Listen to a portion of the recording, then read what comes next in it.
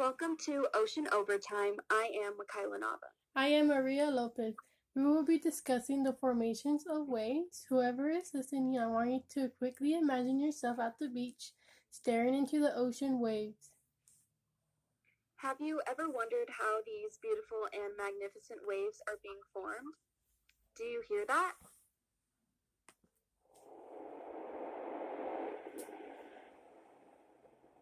That is the sound of waves. So sit back and relax while we discuss the wave basics. So I will be discussing the wave basics. So generally speaking, waves begin as a disturbance, and the energy of that disturbance gets propagated into the form of waves. So when you're at the beach and you're looking at a wave, you see water moving forward, but it's energy moving through the water. So the water molecules pretty much stay in the same place throughout the whole wave motion. And in that wave, energy is transferred between the molecules. So I will be discussing the type of waves that you generally would see in the ocean. So the first waves I will be talking about are internal waves, and they form at boundaries of water masses of different densities and propagate at depth. And these generally move more slowly than surface waves, and they can be longer with heights exceeding 100 meters. However, the height of the deep wave would be unnoticeable at the surface. Another wave I will be discussing is tidal waves, and tidal waves are caused due to the movement of the tides. And what we think of as tides are basically enormously long waves with a wavelength that maybe span half the globe. And just to make everything clear, tidal waves are not related to tsunamis, so I would hope you do not get too confused. So tsunamis are large waves created as a result of earthquakes or other seismic disturbances, and they are also called seismic seed waves. Another one I will be discussing is splash waves. So these are formed when something falls into the ocean and creates a splash. The giant wave in Lituya Bay is described as a splash wave. Components to basic waves, I will be discussing that. So still water level is where the water surface would be if there were no waves present and the sea was completely calm. And a crest is the highest point of the wave, and the trough is the lowest point of the wave. The wave height is the distance between the crest and the trough. The wavelength is the distance between two identical points on successive waves. For example, crest to crest or trough to trough. And a wave steepness is the ratio of wave height to length. If this ratio exceeds 1/7 height, it exceeds 1/7 of the wavelength. So the wave gets too steep and it will break. We'll move on to Maria for the type of waves. Okay, so my topic is about the different types of waves. Waves appear in many forms and shapes, and they have their own property and behave differently from each other. Waves are everywhere.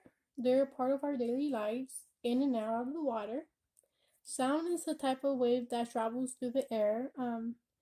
Waves do not transport matter, it transport energy, and that's why surfers can ride the ocean ripples. And the largest wave ever recorded by a human was measured 1,720 feet, and it was triggered by an earthquake that hit the Alaska Lituya Bay on July 9, 1958. And I want to move into the cavitary waves. It's a ripple that starts from a gentle breeze, and it has a round crest with a V-shaped trough with the wavelength less than 1.7 centimeters. The wind blowing across the water surface creates a little disturbance. These small ripples give the wind something to grip grabbed onto to generate a longer wave that increases into a wind wave. And the wavelength exact is 1.7 centimeters, and the wave and the wave goes into a cavitatory wave and it translates into a wind wave. Okay, I'm moving on into the shallow and deep water wave. A shallow water wave occurs when the deep is less than 1/20 of the wavelength. In these cases, the wave is said to touch bottom because the deep is shallower, and then the wave base, so the orbit motion is affected by the seafloor due to shadow waves. Due to the shadow deep, the orbit is flatter, and then eventually the water movement becomes horizontal rather than circular, just above the bottom. And a deep water wave is when the water below a wave is deeper than the wave basics. Um, and most open ocean waves are water waves. So open ocean waves are deep water waves since the water is deeper than the base, and deep water waves experience no interference from the bottom, and it's deeper than half of the wavelength.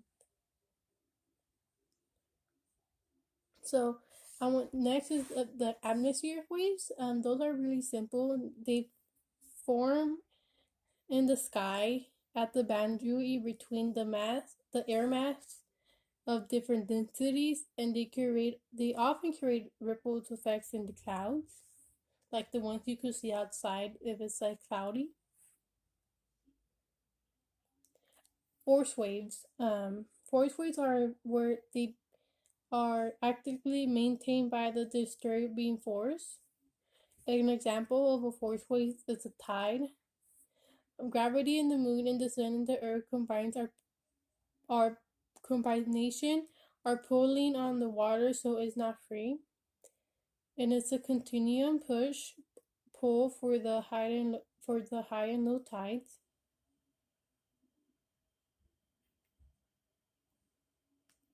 Wind waves. Wind waves is a water surface wave that occurs in the free surface of the body in the water.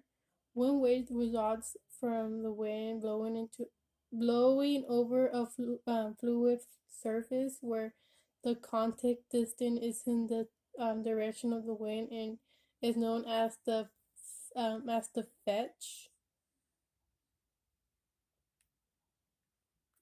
And a breaking wave, the breaking waves are formed when the wave is collapsing on top of itself, and the breaking of the water surface wave happens when anywhere on the surface of the seawater. However, one can see breaking water surface waves mostly commonly on a coastline, since the wave height is dominantly amplified in the shadow water areas.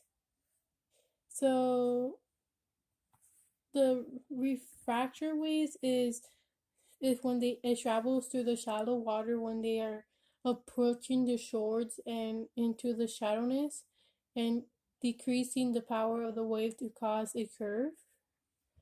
And they're usually seen near the headlines and the bay. Now I'm going to move on to the wavelengths, which is going to discuss what wavelengths are. Okay, some of the main key terms of the wavelength is the wave height and the amplitude, the still water level, and the still water level.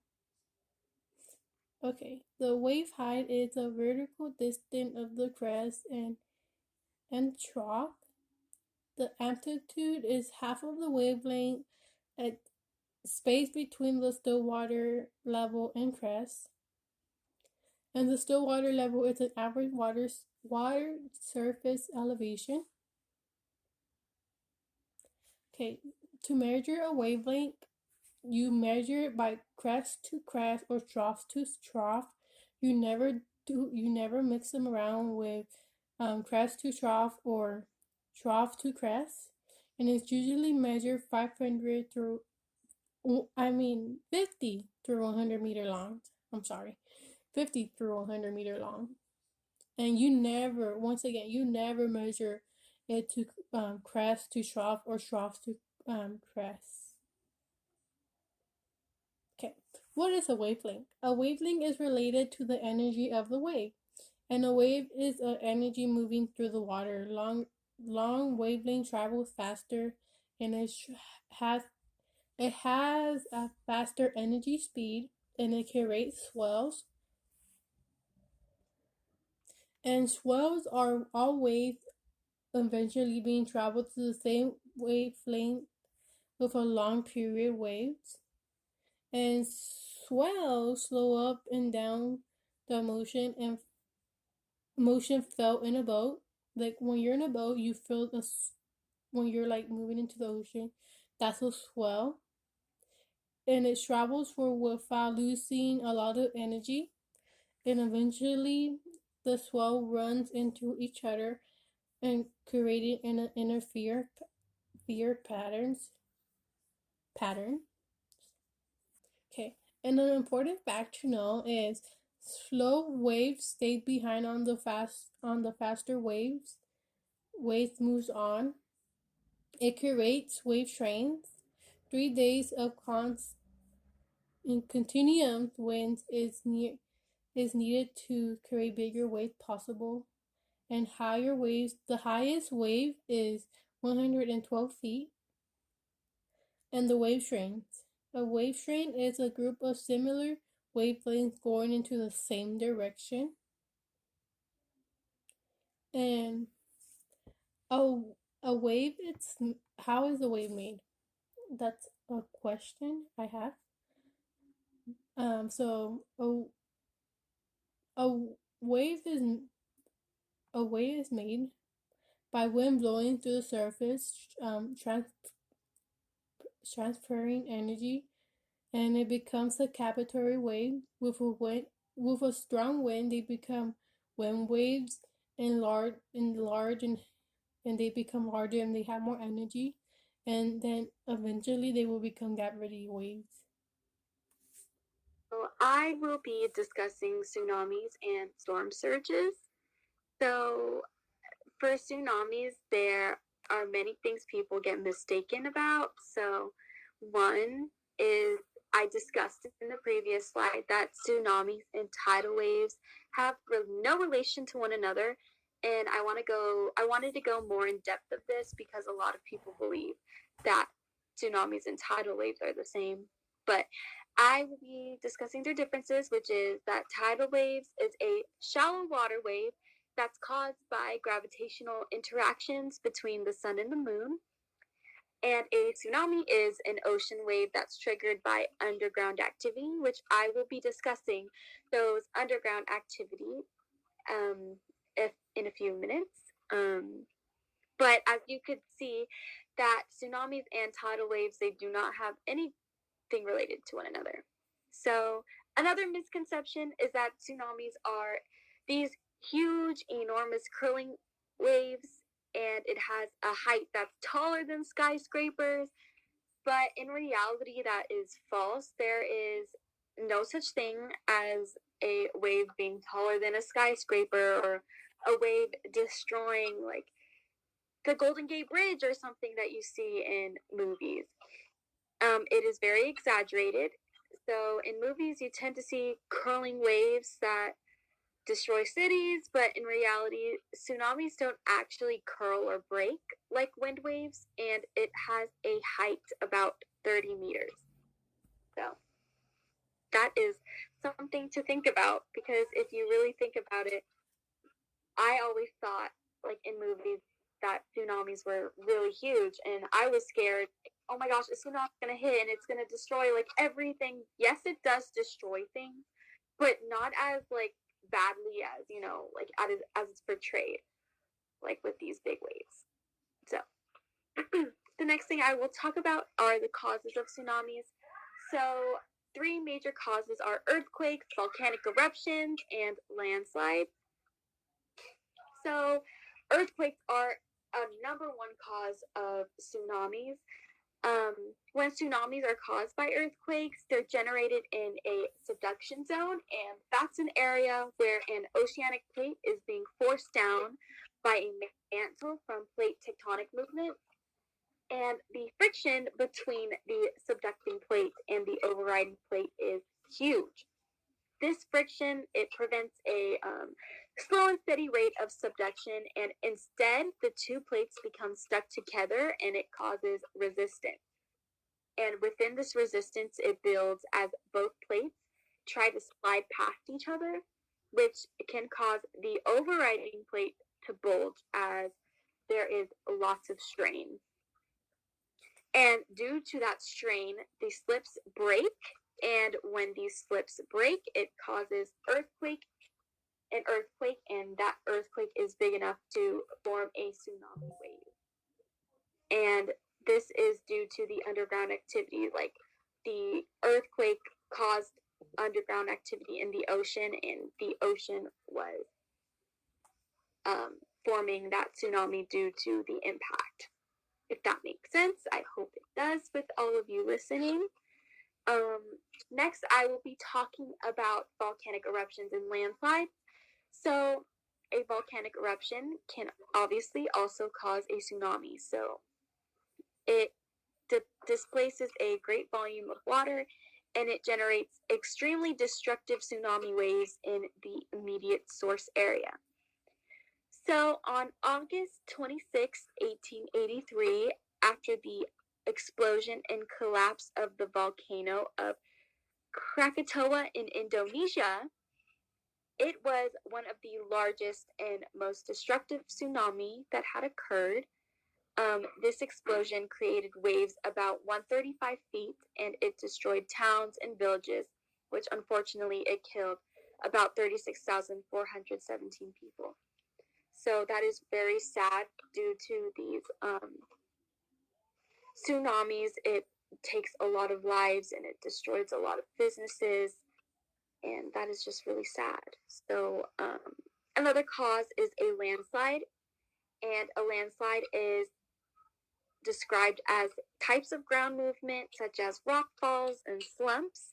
So when something like a rock fall or a slump falls into the water, it causes a major impact in the ocean, and due to that impact, it creates a tsunami, and it just is a large disturbance in the water. And these landslides are also caused by earthquakes. So when an earthquake occurs, like debris from that can fall into the ocean as well, which can cause a tsunami. So I want to talk about how tsunamis behave in the ocean. I know, like, since we're in California, or some of us listening, we don't have tsunamis. But if it were to happen, like, say you were in another state or country which it has a tsunami, you need to look out for like how it behaves in the ocean. So tsunamis have long wavelengths of 100 to 200 kilometers long, and only vertical seismic disturbances can cause a tsunami. It will never be a horizontal movement. And due to a tsunami long wavelength, it behaves as shallow water waves throughout the ocean due to the depth of the ocean. It's shallower than half of the wavelength, so these shallow water waves' speed depend on water depth, but it can travel of speed over 750 kilometers an hour. And when you are, I hope no one has to like deal with tsunamis, of course. Like, I would not want any businesses destroyed or lives being taken. But if it were to happen, they would behave on land as a very fast-moving tide. that extends much farther inland, it would never arrive on shore as a giant curling crescent wave. Due to their wavelength being so long, it's impossible for the tsunami's height to exceed 1/7 of their wavelength. So, like I had said, they don't curl or break on land. They hit shore as surges of water, which causes a rapid increase in sea level. And when a tsunami hits on land, it destroys about everything in its path. Unfortunately, like businesses, homes, cars, roads, anything like that. Honestly, anything that comes at its path, it destroys. And like I had said, many people lose their lives from a tsunami, and it's really sad. And it's like really hard to like come about a tsunami. Like when it hits, it's very hard to come back from that. And that's all I would discuss. Thank you for listening to our podcast. I hope you enjoyed it and got a deeper understanding of the waves in our oceans. Now, I would love to answer some questions, like just for reference, to see if you like really caught what we were talking about. But I will like answer some questions, and maybe it'll refresh your memory. Maybe you'll gain some more knowledge. I'm just happy to answer any questions. So, Maria, I'm going to ask you another series of questions. So, one, what's the difference between a crest and a trough? A trough is the lowest part of the wave, and the crest is the highest point of the wave. Oh, okay, thank you. What is the ratio of wave steepness for the wave not to break? Okay, the ratio of the wave steepness for the wave not to break is 1/7. Okay, great, thank you. What are the 5 components to a basic wave? Still water, a crest, wavelength, wave height, and wave steepness. Okay, thank you. And what makes a wave move forward? Energy. Not water, energy. Okay, cool. And what is an internal wave? An internal wave is a form at the boundary of water masses at different densities. Okay, at different densities. Okay, thank you. Okay. Okay, Makaila, I'm gonna ask you the last set of questions. Is a tsunami the same thing as a tidal wave? True or false? So a tsunami is not the same thing as a tidal wave. So the accusation of a tsunami being the same as a tidal wave would be false, only because tidal waves and tsunamis, they have absolutely no relation to one another, because tidal waves are created by gravitational forces of the sun and moon, and tsunamis are created by seismic activity, like earthquakes, volcanic eruptions, and landslides, like I had discussed. And since obviously you could see that these two just don't relate. Okay. How long has a tsunami wavelength will be, or how might?